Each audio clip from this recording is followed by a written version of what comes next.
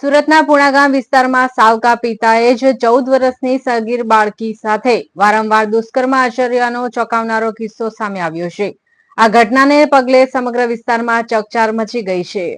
મળતી માહિતી મુજબ પુણા વિસ્તારમાં આવેલી દિવ્ય શક્તિ સોસાયટીમાં બાળકી તેની માતા અને સાવકા પિતા સાથે રહેતી હતી. બાળકીની માતાએ આશરે 10 વર્ષ અગાઉ બીજા લગ્ન કર્યા હતા અને પ્રથમ પતિથી થયેલી પુત્રીને સાથે રાખી વિશાલ રાદડિયા સાથે રહેતી હતી. આરોપી સાવકા પિતા વિશાલ રાદડિયા દ્વારા છેલ્લા કેટલાક મહિનાઓથી બાળકી સાથે વારંવાર દુષ્કર્મ આચરવામાં આવતો હોવાનો આક્ષેપ છે. બાળકીના પેટમાં દુખાવો થતાં સમગ્ર ઘટનાનો ભાંડો ફૂટ્યો હતો. તપાસ દરમિયાન બાળકી 7 મહિનાની ગર્ભવતી હોવાનું સામે આવતા પરિવાર પણ ચોંકી ઉઠ્યો હતો.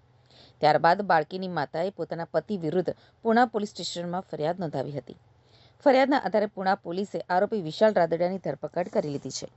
આરોપી વિરુદ્ધ બળાત્કાર અને પોક્સો એક્ટ હેઠળ ગુનો નોંધી વધુ કાયદેસરની કાર્યવાહી હાથ ધરવામાં આવી છે અને પોલીસ દ્વારા સમગ્ર મામલે વધુ તપાસ હાથ ધરવામાં આવી છે.